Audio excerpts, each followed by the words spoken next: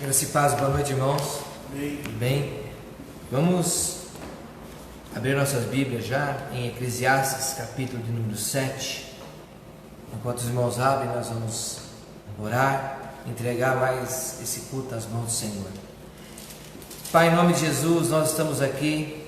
Eu quero nesse momento, Deus, orar ao Senhor, entregar em Tuas mãos as nossas vidas, entregar em Tuas mãos, ó Pai, a vida de cada um que está aqui, aqueles que estão em casa, Pai, nos assistindo nesse momento, aqueles que vão entrar ainda, que o Senhor venha abençoar a vida de cada um, cuidar, ó Pai, que o Senhor venha falar conosco nessa noite de uma maneira extraordinária, mais uma vez, para que nós saiamos daqui cheios, ó Pai, da Tua unção, cheios do Teu poder, cheios da Tua glória, Pai, em nome do Senhor Jesus. Eu entrego, Pai, em Tuas mãos a minha vida, a vida de cada um que está aqui, ó Pai. Senhor Deus, usa as nossas vidas no louvor, usa as nossas vidas para trazer a mensagem da palavra, Senhor Deus, e tudo venha a ser feito para que o Teu nome venha a ser glorificado. Abençoamos, ó Pai, as famílias, abençoamos nossos vizinhos, ó Pai. Já levantamos um clamor, ó Pai, por aqueles que estão enfermos, por aqueles que estão nesse momento com alguma dor, alguma indisposição, que o Senhor coloque as Tuas mãos, tirando todo o mal. Pai, cuida de nós, fala conosco nessa noite.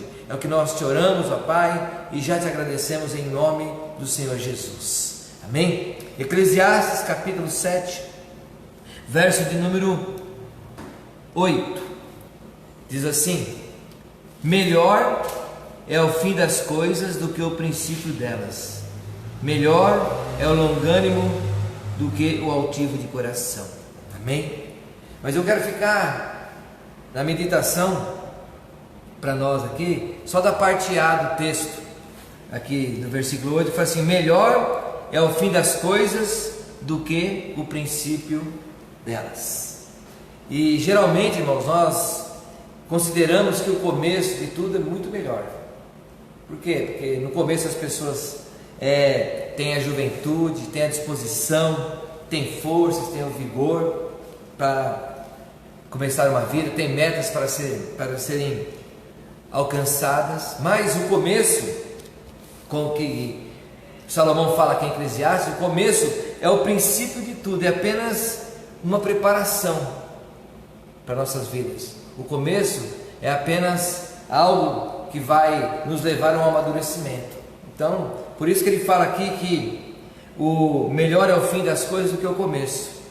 E é no fim que nós comemoramos as vitórias. Ninguém comemora uma vitória antes de terminar algo que ela projetou, não é? É no final que nós nos tornamos pessoas mais experientes, mais maduras. Eu creio que muitas pessoas já falaram isso alguma vez. Poxa vida, eu queria ter essa cabeça que eu tenho hoje há 30 anos atrás, quando eu tinha 20 anos de idade. Se eu pensasse como eu penso hoje, há tantos anos atrás, eu não tinha feito algumas coisas que eu fiz. Então, o Salomão, um homem sábio, que pediu para Deus que desse para ele sabedoria, ele fala isso para nós.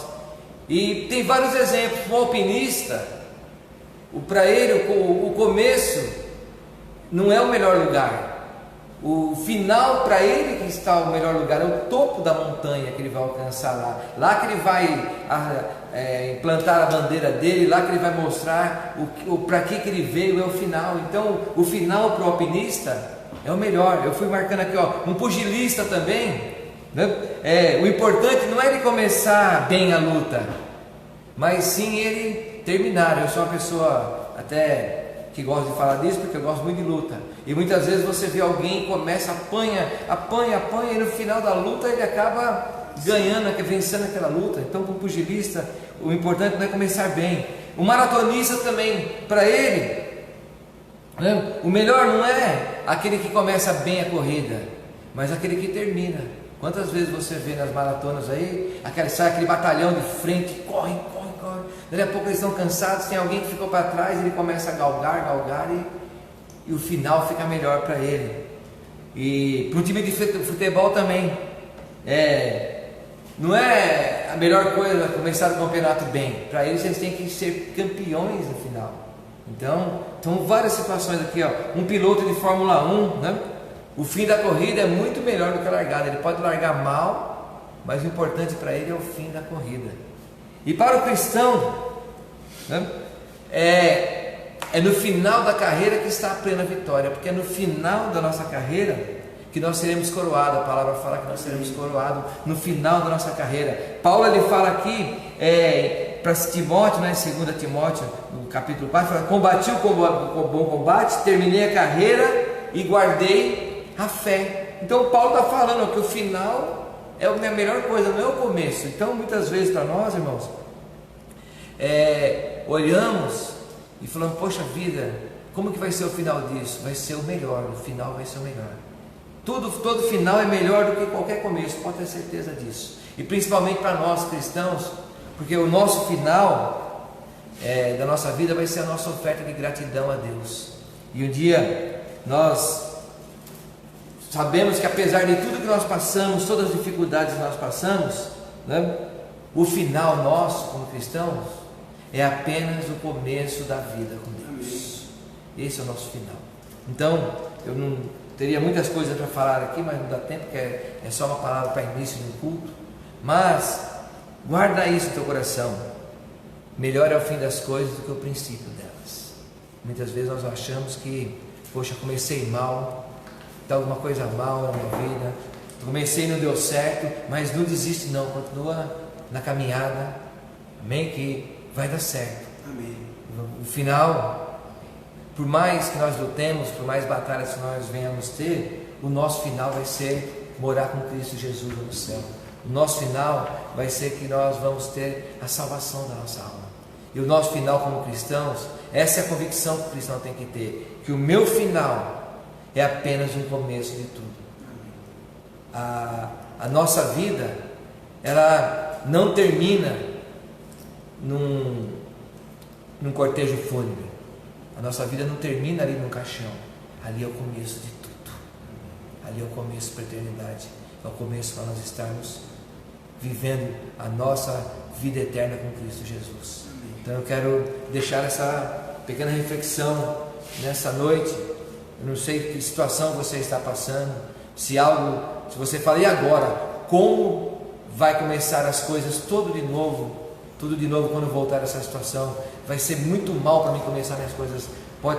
Quem sabe pode até começar mal, mas eu creio em nome de Jesus que no caminhar, lá no final, você vai ver a vitória e vai ficar tudo bem para a honra e para a glória do nosso Senhor Jesus. Amém? Então vamos orar nesse sentido, que o final para tudo vai ser bem melhor do que o começo. Pai, em nome de Jesus, eu quero orar nessa noite, já entregar em Tuas mãos as nossas vidas. Quero entregar agora os louvores que nós vamos entoar a Ti. Quero entregar a palavra que vai ser ministrada nessa noite. E eu creio, Pai, como a Tua palavra diz, que o final, ó Pai, é muito melhor do que o começo, ó Pai Todo-Poderoso. Muitas vezes achamos, ó Pai, porque começamos mal algo em nossas vidas, vamos terminar mal. Não, Pai, a Tua palavra nos garante que se nós andarmos nos Teus caminhos, galgarmos, ó Pai Todo-Poderoso, de acordo com a Tua palavra, o Senhor vai nos levar para a vitória, ó Pai. Em nome do Senhor Jesus, cuida de nós nessa noite, abençoa cada um, abençoa os irmãos que estão assistindo, aqueles que vão assistir, abençoa os irmãos que estão aqui, ó Pai. Eu te peço também que o Senhor venha colocar as Tuas mãos em cada um, trazendo encorajamento para os irmãos, ó Pai, trazendo perseverança, Pai Todo-Poderoso. Eu repreendo agora em nome de Jesus todo e qualquer espírito de desânimo, de tristeza, de angústia, e te peço, Pai, fala conosco, Pai, nessa noite. Senhor Deus, que o Teu nome seja glorificado, é o que nós te oramos e já te agradecemos em nome do Senhor Jesus. Amém? Então vamos louvar a Deus com alegria, porque Ele é merecedor de toda a honra, toda a glória, de todo louvor.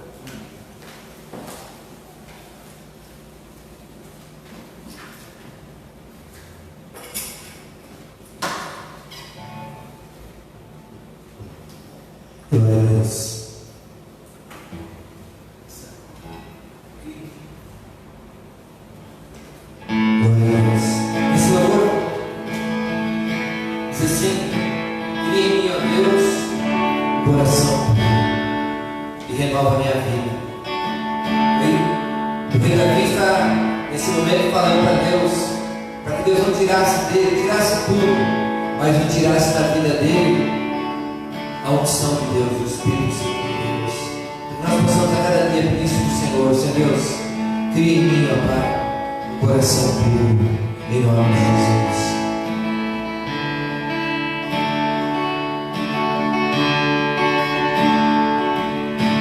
Cria em mim, ó Deus, cria em mim, ó Deus, um coração puro.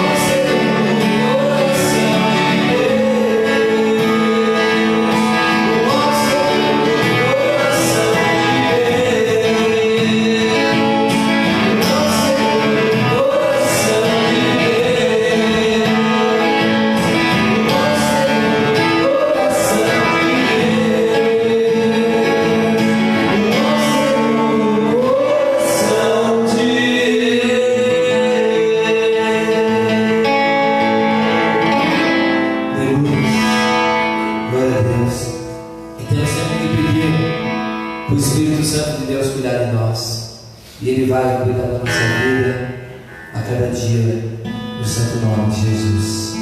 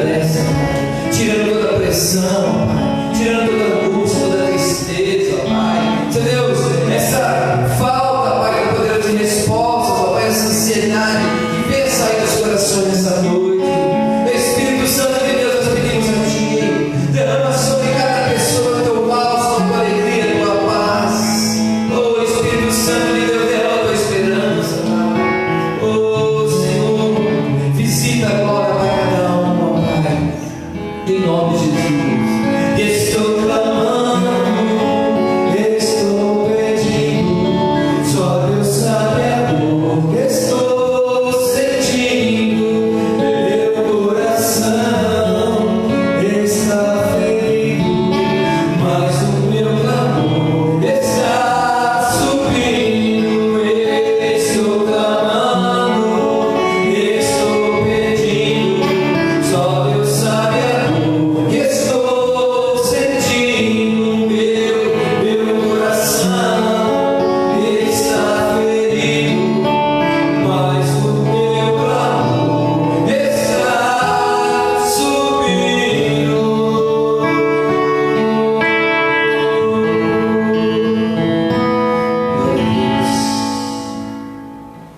Aleluia.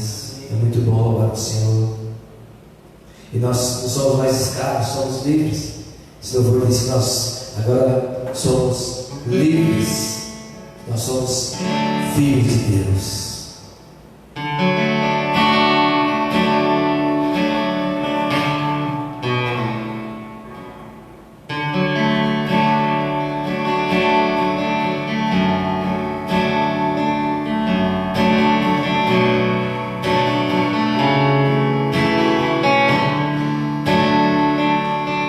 Com a melodia ele me encontrou,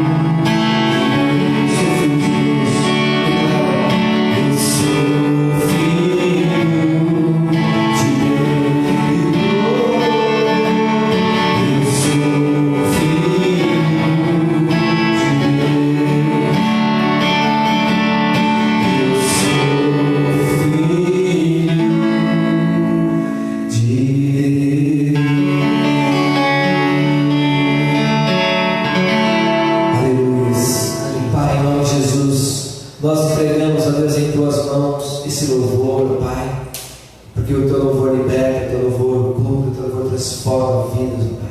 Senhor Deus, fala conosco agora através da Tua palavra. Eu entrego em Tuas mãos a vida do Marcelo, Pai. Usa a vida dele agora de uma maneira especial. Que ele venha falar do Teu amor para nós, ó Pai. E daquilo que o Senhor trouxe no coração dele para ministrar sobre a Tua igreja. Nós oramos e abençoamos a vida dele no santo nome de Jesus. Amém. Os irmãos podem se sentar.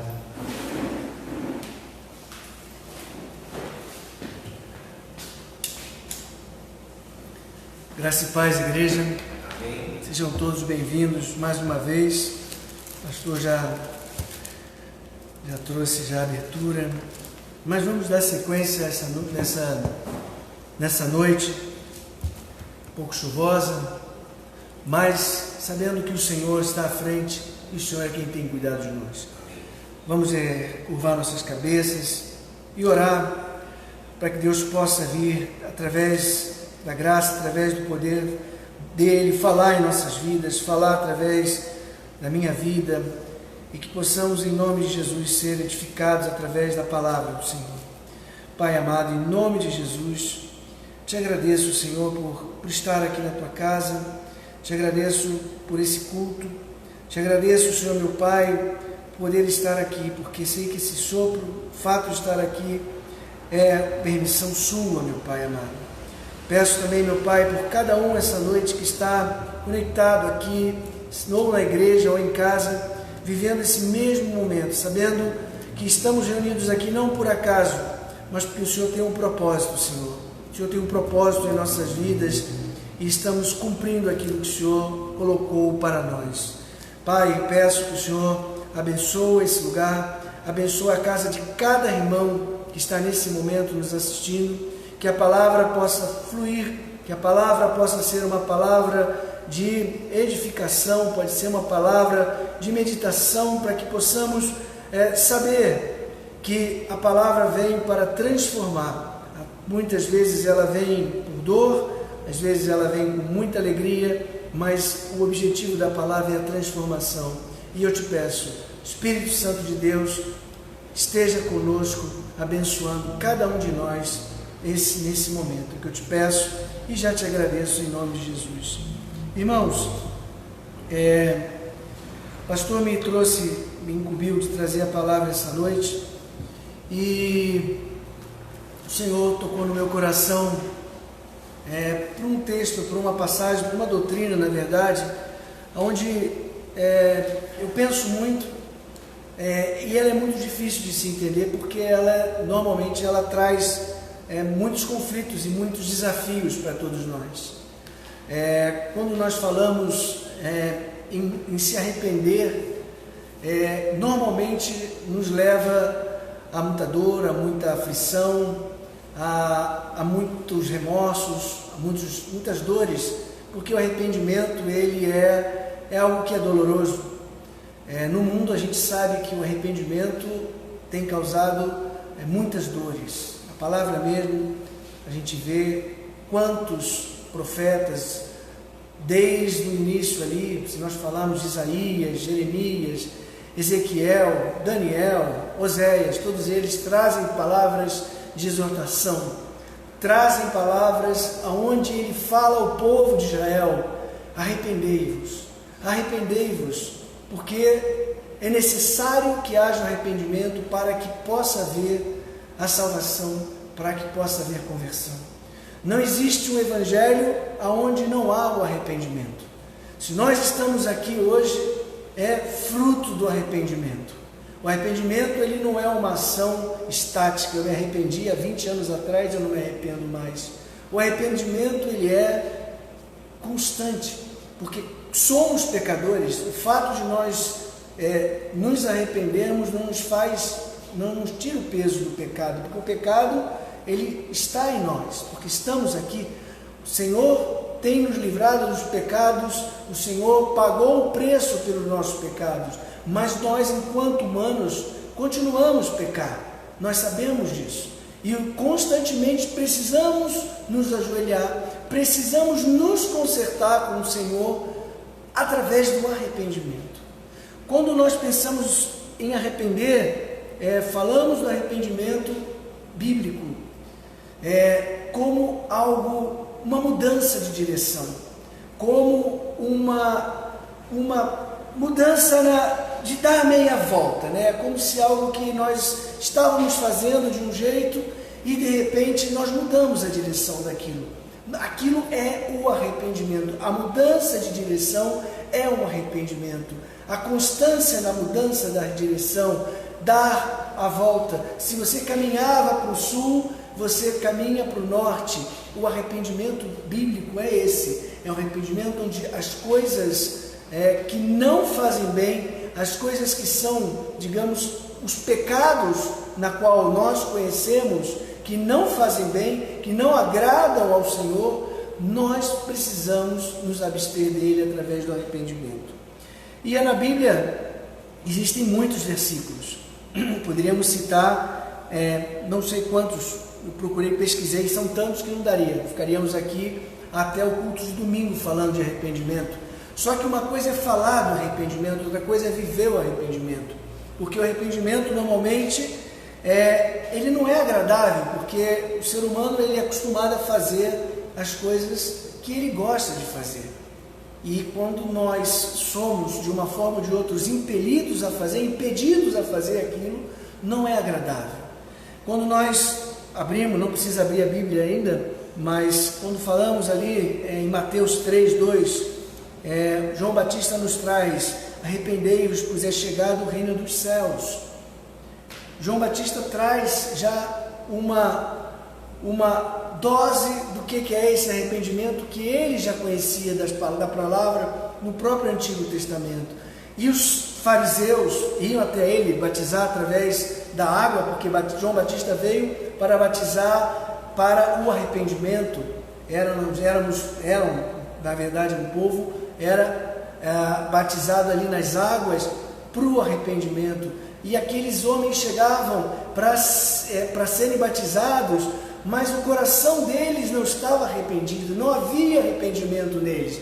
Havia simplesmente o desejo de ser batizado, não havia a real consciência ou a certeza de algo que estávamos fazendo, de abandonar aquilo que fazia mal. E aí por aí vai. Marcos também, 1,15, o próprio Jesus nos traz: o tempo está cumprido e o reino de Deus está próximo. Arrependei-vos e crede no Evangelho. Isso Jesus está pregando para os discípulos dele, para todos os discípulos, no início do ministério. Então, entendemos que o arrependimento não é algo que devemos, como cristãos, colocar em cima de uma estante, deixar e pensar só nas bonanças, porque temos muitas bonanças. A nossa comunhão com os irmãos, toda a prosperidade, todos os livramentos, toda a libertação que Deus nos dá, toda a provisão, isso é muito bom, a cura, graças a Deus. Mas também temos que entender que existe o lado da palavra onde nos exorta a ações onde depende muito de nós também. Porque se nós não arrependemos, como o Senhor, como o Espírito Santo de Deus vai agir em nós? Não tem, eu estou fechado, eu estou preso, eu não me arrependo, eu continuo agarrado a tudo aquilo que eu creio e eu considero que tudo que eu faço está certo. Mas isso é muito normal quando nós não temos a palavra para nos guiar. Porque eu no passado não conhecia, não tinha palavra, não conhecia, então o meu arrependimento não existia. Essa introdução que eu estou trazendo para vocês, ela é um pouco longa, mas porque está dentro do texto que eu vou trazer agora na palavra. E vai finalizando aqui, outro trecho que eu peguei, em Lucas 24:47, Jesus também falando, mas aí ele já não estava fisicamente, ele já estava em corpo glorificado, tanto que ele usa aqui em seu nome. Em nome de quem? Em nome de Cristo. Se pregasse o arrependimento e remissão dos pecados em todas as nações, começando por Jerusalém.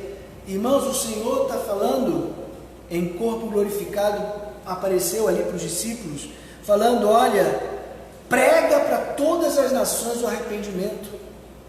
Nós pregamos o arrependimento, nós vemos o irmão pecando, nós vemos o irmão errando, nós vemos muitas vezes na própria casa nossa, os nossos entes queridos ali, e muitas vezes nós não exortamos, conhecedores da palavra, muitas vezes nós deixamos passar às vezes por dó, às vezes por achar que a pessoa não vai receber, mas o que o Senhor nos diz é que nós fôssemos em todas as nações pregando o arrependimento e a remissão dos pecados.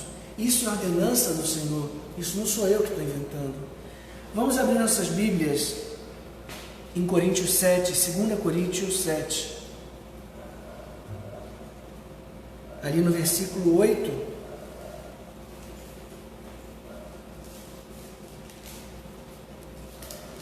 Posso ler? 2 Coríntios, Novo Testamento, capítulo 7, versículo 8. Porquanto, ainda que vos constritei, digamos, entristeci vocês, com a minha carta, esse é Paulo falando, não me arrependo, embora já me tivesse arrependido por ver que aquela carta vos entristeceu, contristou, ainda que por pouco tempo. Agora folgo, não porque fostes contristados, entristecidos, mas porque fostes contristados para o arrependimento, pois fostes contristados, entristecidos, segundo Deus, de maneira que por nós não padecestes dano algum, ou em coisa alguma, porque a tristeza segundo Deus opera arrependimento para a salvação, da qual ninguém se arrepende, mas a tristeza do mundo opera a morte. Irmãos, essa palavra que Paulo nos traz aqui, ele falou com a igreja de Corintos, e ele estava exortando aquela igreja, aquele povo, porque estavam andando em transgressão, muitos haviam se desviado do caminho, muitos haviam deixado até o primeiro amor, estavam se desviando do caminho que o Senhor tinha desenhado para eles e aquilo que ele já havia pregado. Mas aí ele fala que o fato quando ele faz essa menção de contristar, quando ele esbraveja com eles, ele fala, eu não me arrependi por isso, eu não me arrependi porque o que eu estou falando para vocês é que o arrependimento da salvação, o arrependimento, quando ele para as coisas de Deus, ele nos leva à salvação. E quando o arrependimento é o arrependimento do mundo, ele nos leva à morte. Por isso que eles falam, olha, não fique mal não, porque esse tipo de arrependimento que vocês estão sentindo hoje, ou que talvez você esteja sentindo hoje, que não é o arrependimento de morte, é o arrependimento para a salvação. Então a metanoia, aquela mudança de ideias, aquela mudança onde a mente nossa pensava de um jeito, nós seguíamos de uma forma, nós entendíamos as coisas de um jeito, sem conhecer a palavra. E no momento em que nós conhecemos a palavra, nós começamos a pensar de forma diferente. Há uma mudança, e Paulo fala, essa mudança que acontece na mente de vocês, não é para a morte, é para a salvação. Então, nós entendemos que a mensagem que foi passada para Corinto, para o povo de Corinto, eles hoje traz para nós, que nós, com a mudança que nós percebemos e praticando a palavra, essa mudança é uma mudança para a salvação. Então, à medida que nós conhecemos mais, à medida que essa transformação da mente, porque às vezes a questão não é a mudança simplesmente nas nossas atitudes externas. Não adianta eu mudar na minha forma, muitas vezes, de me vestir, mas por dentro, na minha mente, eu continuo agindo da mesma forma, sendo conhecedor da palavra. É o que Paulo está trazendo para esse povo. Não adianta eu haver ensinado vocês mostrado para vocês o caminho, mostrado para vocês a direção, vocês conhecerem a direção, mas continuarem andando como se não conhecessem. Paulo traz esse ensinamento para cada um deles e traz hoje para nós, porque muitos de nós, conhecedores da palavra, sabendo do arrependimento, o preço que foi pago, inclusive o preço de cruz por Cristo, que ali se colocou, né, como expiação, como expiação dos nossos pecados, e muitas vezes nós não nos arrependemos de coisas banais, que muitas vezes preferimos permanecer dentro daquela casinha que a gente constrói para nós, comodidade, e ali eu não saio. E Paulo nos exorta isso. Além da metanoia, há também, dentro do processo de transformação através do arrependimento, a tristeza. Se nós pensarmos um pouquinho, vamos aqui pensar um pouquinho em Davi, né? Davi, ali no capítulo, em 2 Samuel 12, a partir do capítulo 12, a partir do versículo 1, Natan chega até Davi e fala: Davi, o que você acha, né, um homem rico que tem muito gado, muitas ovelhas, que vai fazer um jantar e dar uma grande festa, e tem ali um homem pobre que tem apenas uma ovelhinha que ele comprou com muito esforço, e aquela ovelhinha ali ele cuidava, ele tratava, e de repente o homem rico pega e no dia que vai fazer a grande festa, ele sacrifica a ovelhinha, a pobre ovelhinha daquele homem, e leva isso como oferta, como sacrifício. Na mesma hora Davi falou: absurdo, eu mato esse homem, é impossível. E aí Natan chega para ele e fala: esse homem é você. Ele fala: como assim? Então, vamos chegar aqui em Salmo 51, que inclusive é um desses louvores que nós cantamos hoje, que fala justamente sobre a tristeza, sobre o arrependimento em que o rei Davi teve que proferir, que teve que amargar, que teve que viver, para que pudesse realmente voltar a estar, digamos, como aquele coração, né? Um coração segundo o homem, segundo o coração de Deus, né? E aí tem aqui algumas partes desse salmo que eu queria ler, que ele fala: Senhor, tem misericórdia de mim, segundo a tua benignidade, apaga as minhas transgressões. E aí você vê o desespero: lava-me completamente, purifica do meu pecado. Eu não estou lendo o trecho todo, tá? Eu só estou pegando algumas partes. Eu conheço as minhas transgressões, o meu pecado está sempre diante de mim. E aí ele fala aqui no versículo 4: contra ti somente pequei, e fiz o que era mal à sua vista, para que seja justificado quando falares e puro quando julgares. Você imagina Davi se colocando ali, imagino que de joelho, né? Na época eles falavam de saco de cinza, aqueles sacos ali, né, jogado ali, ele de joelho, não sei se ele se jogava, como ele estava, mas eu sei que esse homem estava sofrendo muito. Era um arrependimento genuíno. Ele estava tentando se consertar com Deus. Ele esperava que Deus ouvisse, que o Senhor ouvisse o clamor dele. E ele falava, continuando um pouquinho: e eis que me amas a verdade no íntimo, e no oculto me fazes conhecer a sabedoria. Aí vamos aqui no 10, e ele fala: cria em mim, ó Deus, um coração puro, e renova em mim um espírito reto. Não me lances fora da tua presença, e não retires de mim o teu Espírito Santo.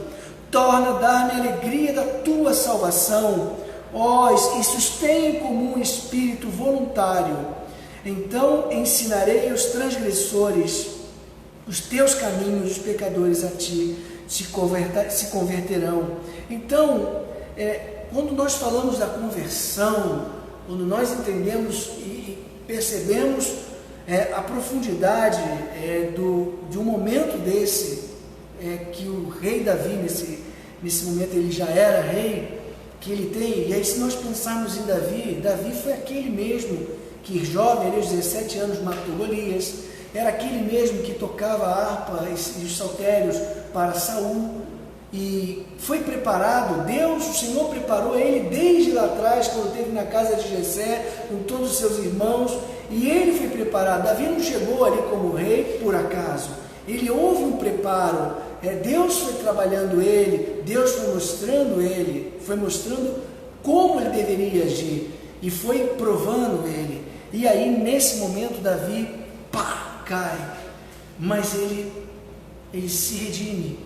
E eu trago isso para nós, ainda que você, ainda que eu, tenhamos feito coisas que não agradem ao Senhor. Muitas vezes, o sentimento que nos dá em nosso coração, o que nos vem primeiramente é nós fecharmos e acharmos que Deus não está olhando mais para nós, que Deus não nos vai redimir do pecado. Mas isso não é verdade. O Senhor, Ele olha um coração contrito. O Senhor olha quando há um pedido, um clamor de arrependimento. Ele olha quando nós estamos, digamos que, desprovido de toda e qualquer ideia da nossa mente, onde o nosso coração está totalmente aberto, angustiado, triste. O Senhor olha para nós. Então, se nesse momento você está assim, se conserta com o Senhor, senta, se ajoelha, fala com Ele, faz o que Davi fez.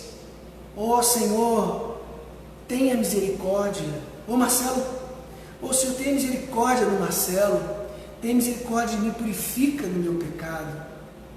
E eu tenho certeza que Ele vai colocar em você, vai colocar em mim um coração novo, um coração renovado, e assim vamos sentir e perceber que o Senhor está olhando para nós.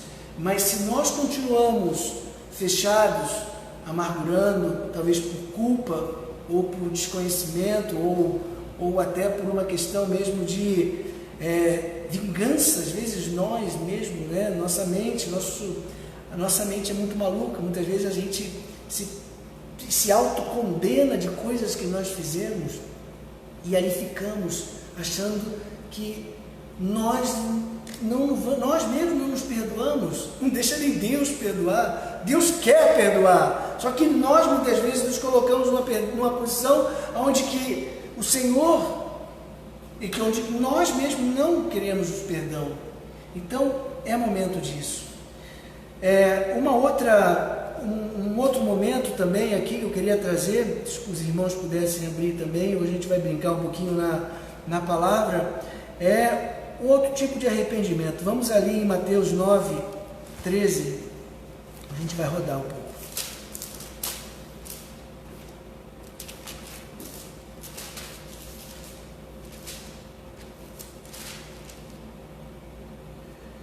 Mateus 9:13.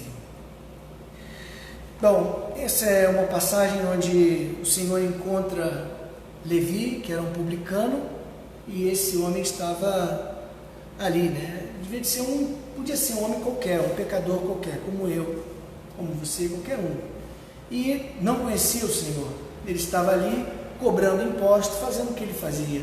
Provavelmente era um cara que fazia falcatruas, roubava, enganava, muita coisa, Ele podia cobrar, de repente o cara tinha que pagar 5 dracmas de imposto, ele cobrava 10, ele fazia as falcatruas dele. Era um cara, talvez um comerciante ilícito, que nós temos muitos hoje. Como existem políticos, existem comerciantes, poderia ser um político, poderia ser o que fosse.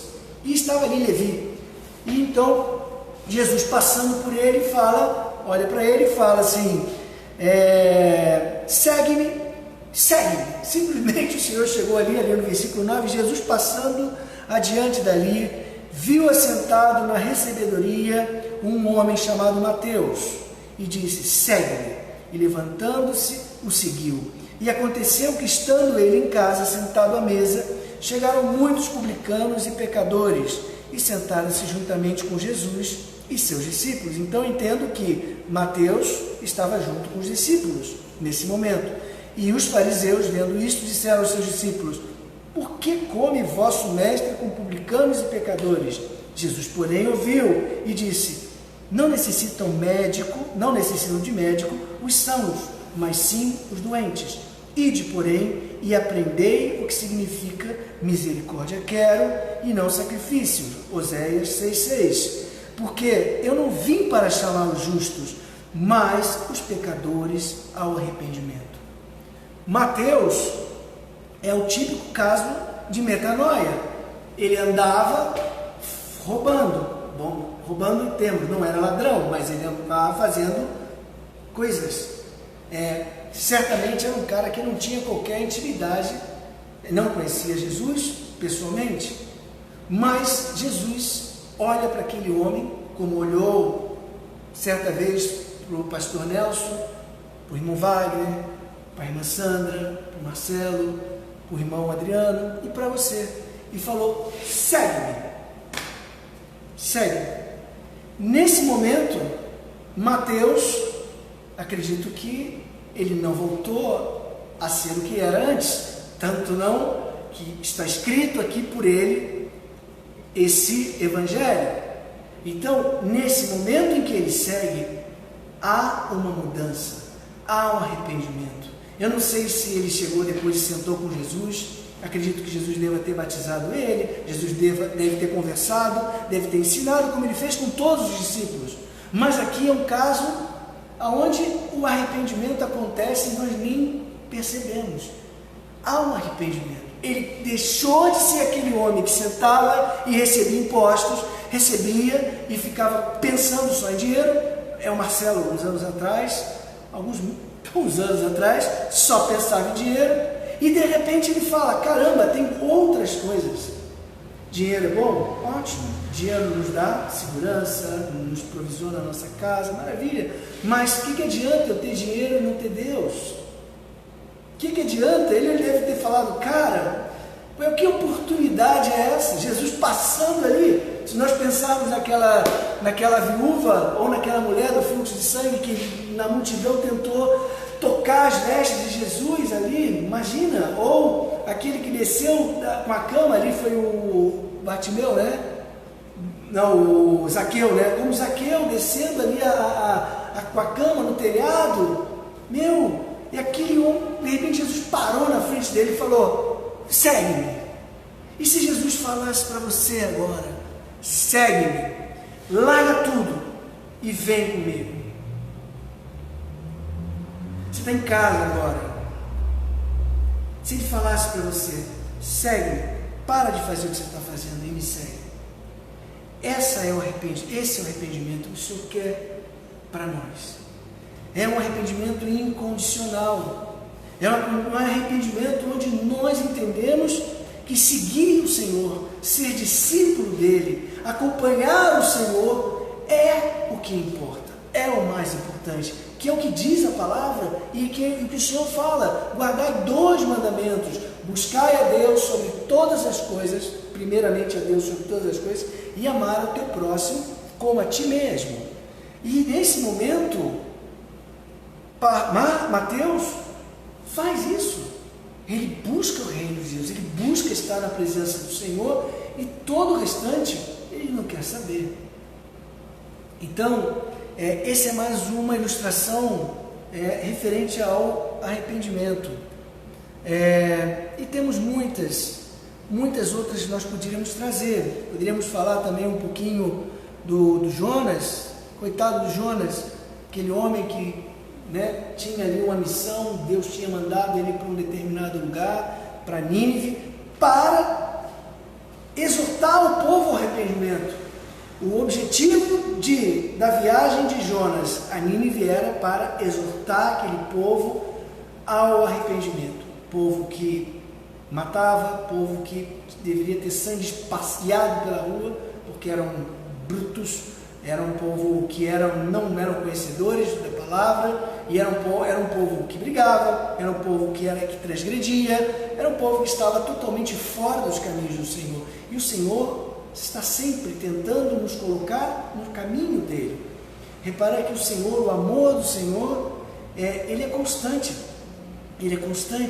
misericordioso.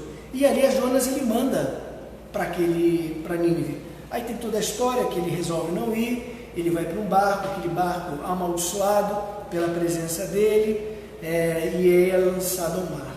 No momento que ele é lançado ao mar, um peixe enorme traga ele. E nesse momento, onde ele está dentro desse peixe, é que eu queria ler um pouquinho para vocês aqui, para a gente compartilhar dessa passagem que eu particularmente achei linda. Eu não conhecia muito esse lado de Jonas, mas eu vejo essa oração de Jonas parecida com aquela oração de Davi, né? Jonas, nesse momento, ele está totalmente desprovido de qualquer coisa. Imagina se nós estivéssemos dentro de um peixe. Eu acredito, falam de uma baleia, eu não sei se é uma baleia, mas, por exemplo, dentro de um tubarão, certamente ele não entraria, porque ele seria picado antes de entrar. Dentro de uma sardinha também não dá. Então eu entendo que o único peixe seria uma baleia, e ali dentro dessa baleia, sem qualquer tipo de consolo, totalmente desesperado, desestruturado, angustiado, sofrendo, só ele para e fala no capítulo 2, Jonas 2. E orou Jonas ao Senhor, seu Deus, das entranhas do peixe. Ele está dentro do peixe. E aí eu fico pensando, muitas vezes nós, dentro de casa, no conforto do nosso lar, no aconchego da nossa cama, cobertor, comida na cozinha, na geladeira, tudo certinho, nós não oramos, nos dá preguiça orar. Aí você vê um cara que está dentro das entranhas de um peixe orando. Então assim, que fé é essa que nós temos, né? O que nós estamos buscando? E eu não estou falando para você, eu estou falando para mim, porque essa palavra, antes de que ela chegue a qualquer um aqui, ela está chegando para mim. Muitas vezes nós perdemos a oportunidade de estar com o Senhor. E aí Jonas, nesse momento, depois de ele ter feito um monte de besteira, ele vai e começa a orar. E disse: na minha angústia, clamei ao Senhor, e ele me respondeu. Do ventre da sepultura gritei. Tu ouvistes minha voz, e tu ouviste a minha voz. Porque tu me lançastes no fundo, no coração dos mares, e a corrente das águas me cercou. Todas as tuas ondas e as tuas vagas têm passado por cima de mim. Olha isso, todas as tuas ondas e as suas vagas têm passado por cima de mim. Olha a angústia que esse homem está. E eu disse: lançado estou diante dos teus olhos, todavia tornarei a ver o teu santo templo. As águas me cercaram até a alma, o abismo me rodeou, e as algas se enrolaram na minha cabeça. Eu desci até aos fundamentos dos montes, e a terra me encerrou para sempre com seus ferrolhos, mas tu fizeste subir a minha vida da perdição, ó Senhor meu Deus. Quando desfaleci em mim, a minha alma, lembrei-me do Senhor, e entrou a ti a minha oração no teu santo templo. Os que observaram as falsas vaidades deixam a sua misericórdia.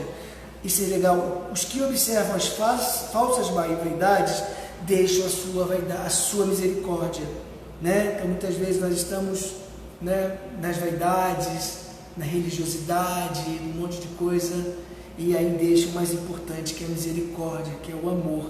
Mas eu te oferecerei sacrifício com voz de agradecimento. Aqui voltei e pagarei. Do Senhor vem a salvação. Falou, pois, o peixe, e este vomitou Jonas a terra seca. Olha a oração, como a oração chega quando é uma oração, né, de arrependimento. Quando é uma oração onde nós nos dispomos, desprovemos de tudo de tudo. Nós entendemos que é o Senhor em nós e precisamos, porque não adianta nós nos fecharmos, porque o Senhor sonda. Por mais que Ele não saiba o que você está falando, Ele conhece, mas Ele precisa ouvir da tua boca, da minha boca, o pedido de clamor, o pedido de perdão, porque arrependimento não é confissão, não é que nem nós chegarmos, e falarmos, não é isso. Arrependimento é um estado de transformação, de mudança,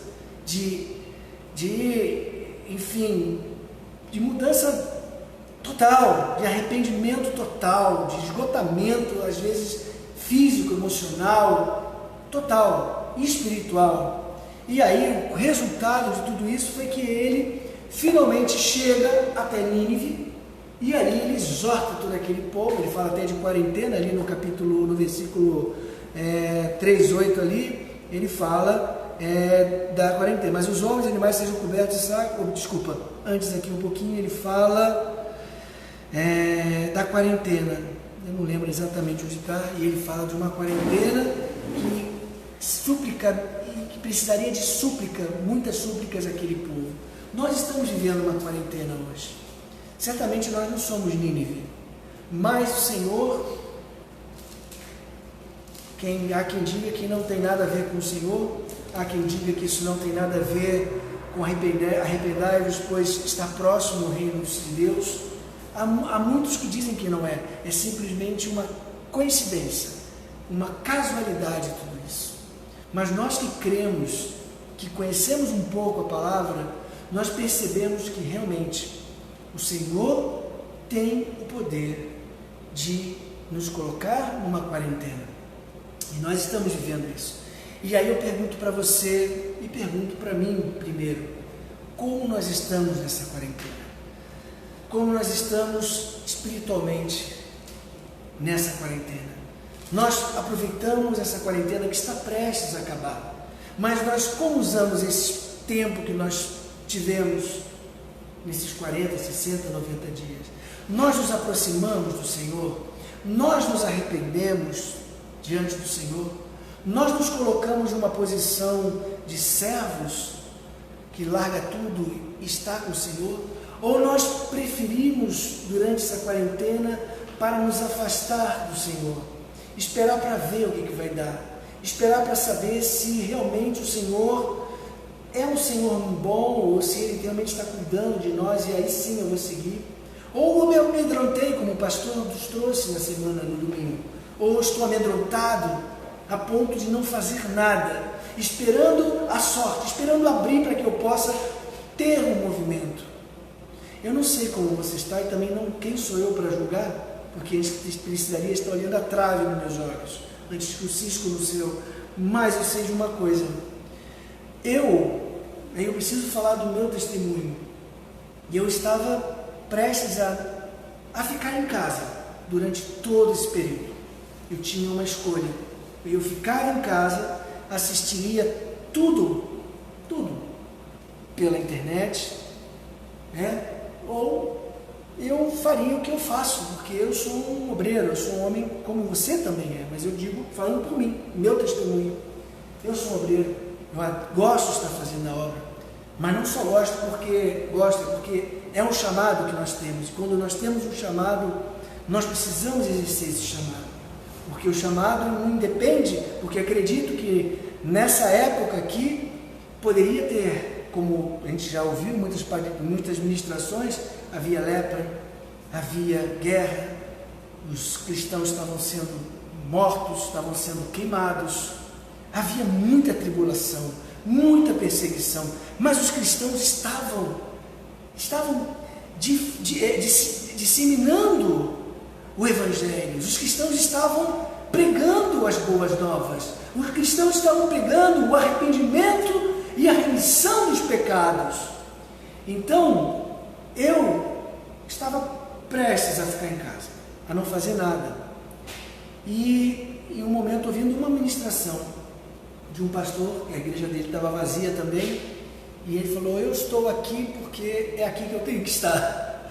Meu lugar é aqui, E é aqui que eu vou estar, independente se tem pandemia, trenemia, se é corona, se o que seja, é o meu lugar. Minha obra, o meu ministério, é o que eu quero, para o qual eu fui chamado e é o que eu vou fazer. Aquilo naquele momento me tocou profundamente. E eu falei, Marcelo, o que você quer?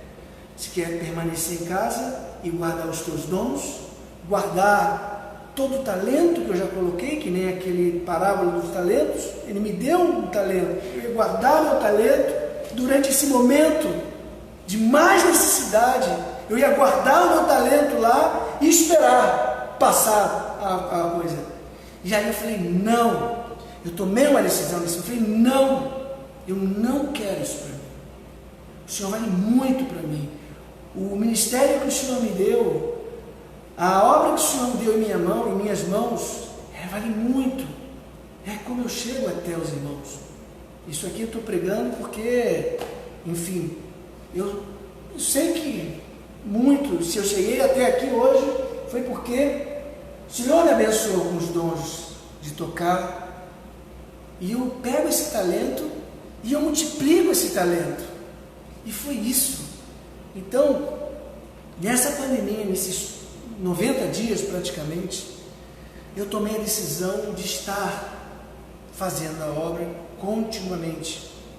E eu falo para vocês, irmãos, que a minha vida tem sido tão abençoada, mas tão abençoada em todos os sentidos, espiritualmente. O Senhor tem falado comigo, o Senhor tem aberto portas aonde não existem, o Senhor tem cuidado da minha casa, o meu trabalho, que, enfim, mais de 400, 500 mil pessoas foram demitidas no ramo de turismo. Esse mês de abril, o turismo vendeu 10% do que vendeu em 2019, no mesmo ano. Então nós estamos falando de uma perda enorme. E o Marcelo estou dentro da empresa, ao contrário, com bastante demanda, o dia inteiro. O Senhor tem abençoado a minha casa, a minha família, a saúde. Então, eu posso dizer a vocês que a decisão que eu tomei foi uma decisão que tem gerado muitos frutos. E a palavra diz, que a gente conhece a pessoa pelos frutos. E os frutos estão sendo frutos de alegria, frutos de misericórdia. A minha casa, a minha esposa, a minha filha, as minhas filhas, e tudo é uma grande bênção. Então, eu aproveitei esses 90 dias e fiquei muito próximo do Senhor, e o Senhor tem abençoado. Mas a gente sabe que, em verdade, o Senhor tem um propósito para cada um de nós. Mas nesse momento, onde nós estamos finalizando todo esse processo, é um momento onde nós precisamos realmente nos cada vez mais nos aproximar do Senhor. Ele quer mais de nós. Ele quer mais de nós. Ele não quer só a casca. Ele quer o nosso interior. Ele quer além do que nós pensamos que Ele pode, o que nós podemos, porque nós somos limitados. A nossa mente é limitada. A gente consegue ver algumas coisas, mas o Senhor consegue ver muito mais em nós. Então, deixa-se ser usado pelo Senhor, deixa-se ser cada vez mais instrumentos dEle, e a vida vai ser maravilhosa.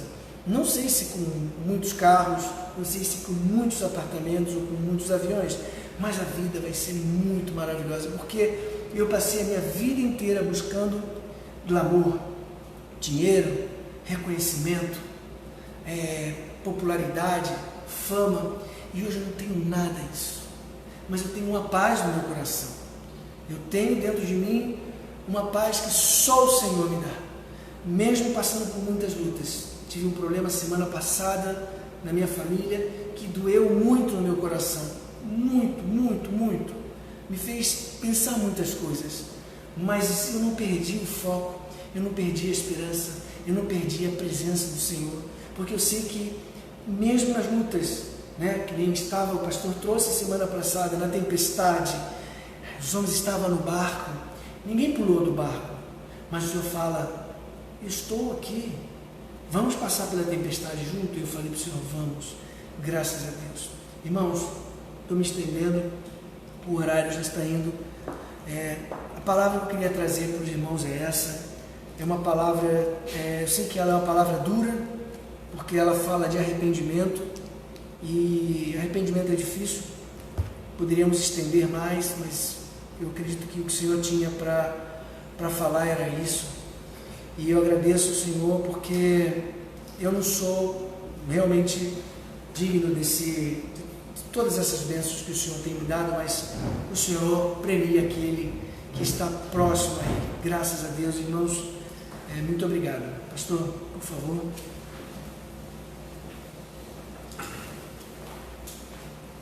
Amém. Nós vamos orar nesse momento pelas fotos que estão ali, pelos pedidos que estão aqui, que muitas pessoas que têm as fotos aqui, não é a foto que vai fazer com que haja uma mudança. Muitas pessoas podem olhar e falar, mas para que qualquer esse monte de fotos? Sabe por quê, irmãos? Um dia, na minha vida, eu não conseguia levar as pessoas que eu queria até a igreja. E lá na igreja que eu ia, tinha uma mesa cheia de fotos, o pastor fazia isso aqui. E eu levei as fotos.